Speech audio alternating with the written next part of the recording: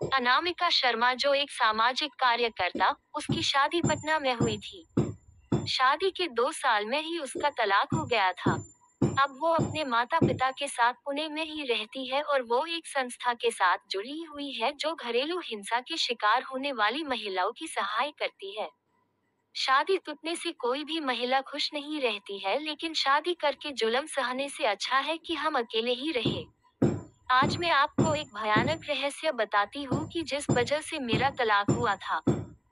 वैसे तो मेरे पति मेरा बहुत ही अच्छा ख्याल रखते हैं, लेकिन जब उनको गुस्सा आता है तो वो एक अजीब इंसान बन जाते हैं।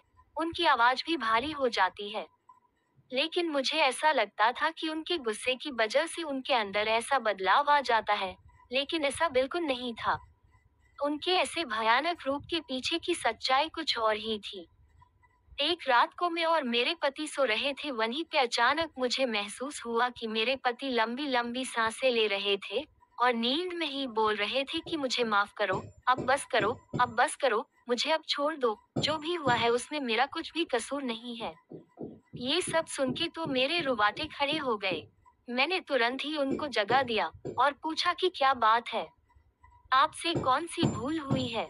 आप नींद में क्या बोल रहे थे? मेरे पति ने बात को टालने की कोशिश की और कुछ भी बोले बिना ही सो गए।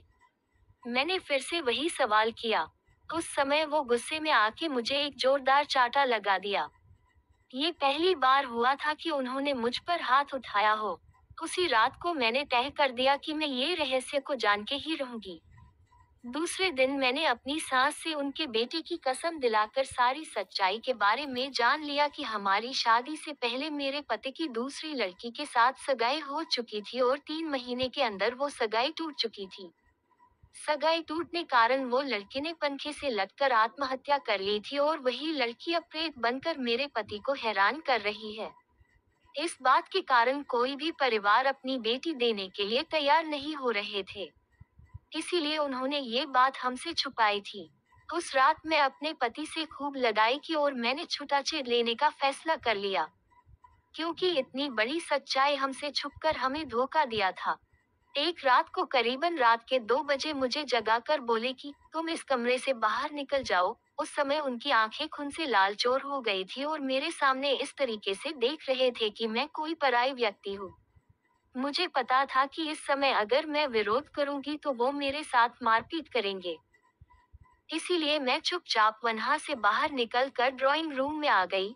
लेकिन मुझे नींद नहीं आ रही थी, इसलिए मैं ये सोच रही थी कि मेरी आगे की जिंदगी कैसे बीतेगी। उसी समय बेडरूम से किसी के बात करने आवाज आने लगी। मेरा हृदय डर के मारे कांपने लगा, क्योंकि कमरे में मेरे पति के अलावा वहां पे कोई नहीं था। मैं तुरंत कमरे से झांक कर देखा तो मेरे तो होश ही उड़ गए।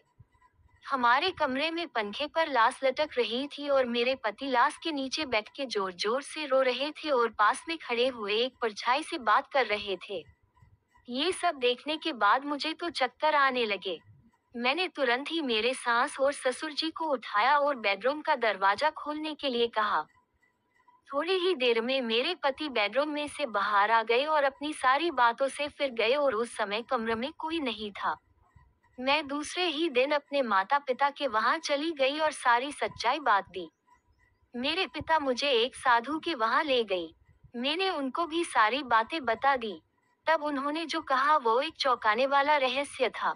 उन्होंने मेरे पति की कुंडली देखकर बोला कि जिस लड़की के साथ तुम्हारे पति की सगाई टूट गई वो तुम्हारे पति और घर वालों के त्रास के कारण मर गई थी और तभी से वो लड़की एक प्रेत बनकर उन सब से बदला ले रही है। तभी से उस लड़की की प्रेत आत्मा ने तुम्हारे पति के शरीर, मन और दिमाग पे कब्जा कर रखा है और वो कभी भी अपना बदला लेने के लिए कभी भी हमला कर सकती है। दूसरे ही दिन मैंने छुटाछेड़ा लेने के लिए कागजात तैयार कर लिए। छुटाछेड़ा लेने के बाद मैं उस भयानक वातावरण से बाहर आ गई।